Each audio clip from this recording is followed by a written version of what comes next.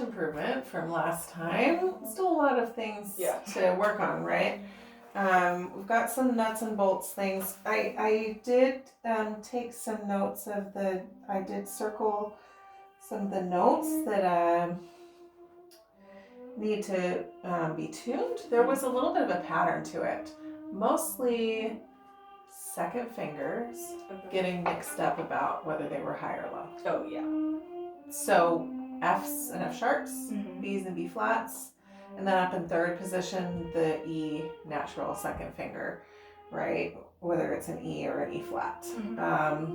And I don't think you ever actually thought it was a different note than it was, but just your second finger was tending towards one side or the other when it was meant to be one or the other. And I will point those out when we come to them, I think. Those intonation spots. I do want to touch on,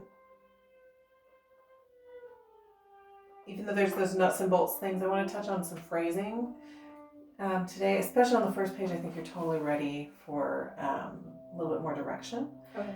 Because this piece is a wall of 16th notes, right? And yet, there are resting places in this music. There are arrivals, there are departures, there are landings, right? There are conclusions before we need to start a new idea, right? And we can work on identifying those a little bit. For now, though, let's focus on this ending a little bit.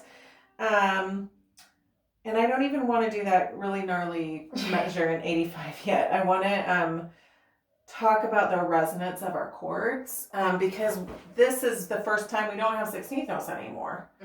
And if you can imagine playing this in a cathedral, have you been in a big cathedral before?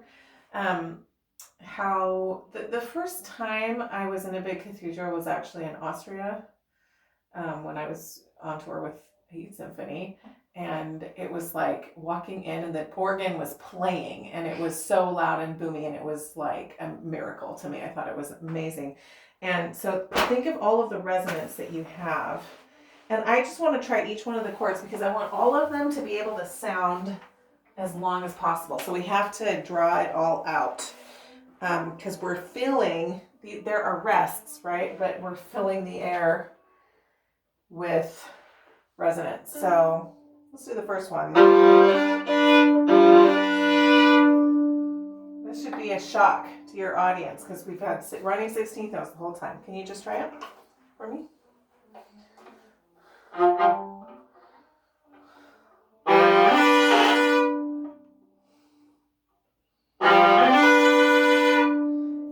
Good. And I think you can even pull the sound out if we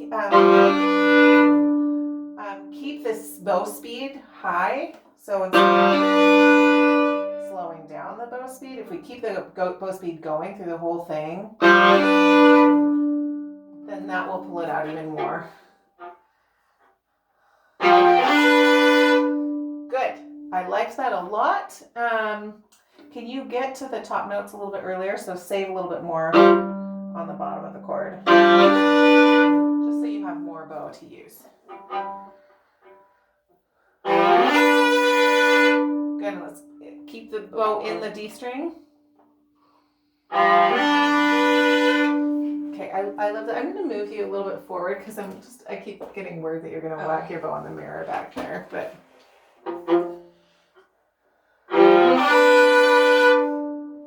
So that felt a little squashed to me. Let's pull the resonance out. Sorry. Even more. Just try the top two notes.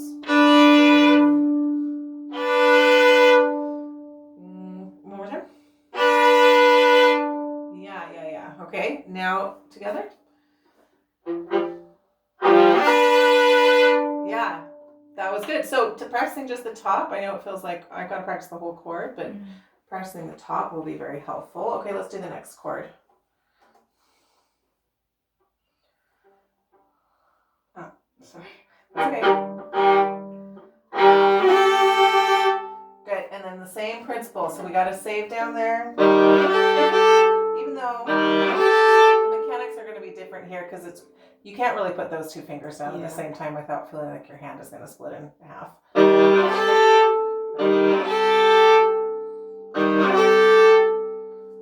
Same principles with the bow though.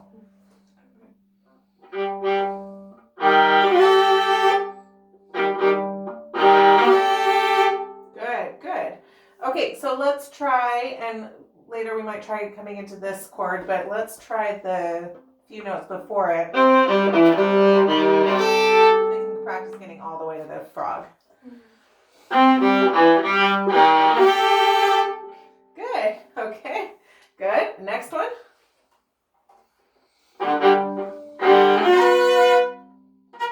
Okay, this is one of your intonation spots where your second finger wasn't sure. We've got a tritone here. Remember what tritones are? Okay, one more time.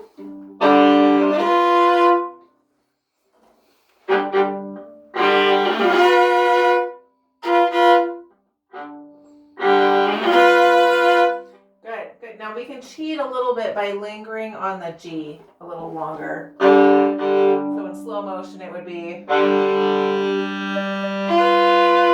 So you have a little bit of time to form the top notes. Okay, so do that in slow motion once.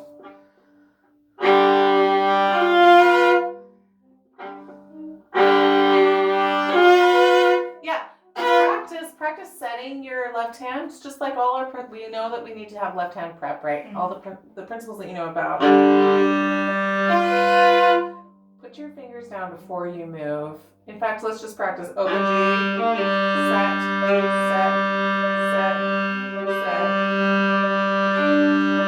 Can you set your fingers down while your bow's just playing the G? Make sure you're getting that half step. Yeah. Good. Now we have bow, G, set, play. Okay.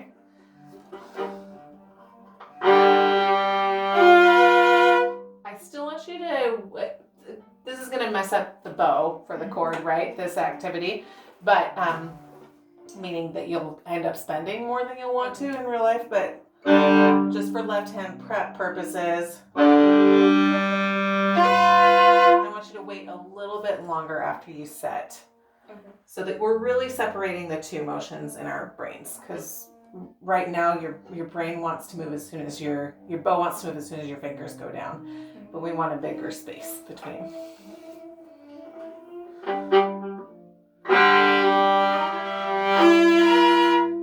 Yeah, that was good on the prep side.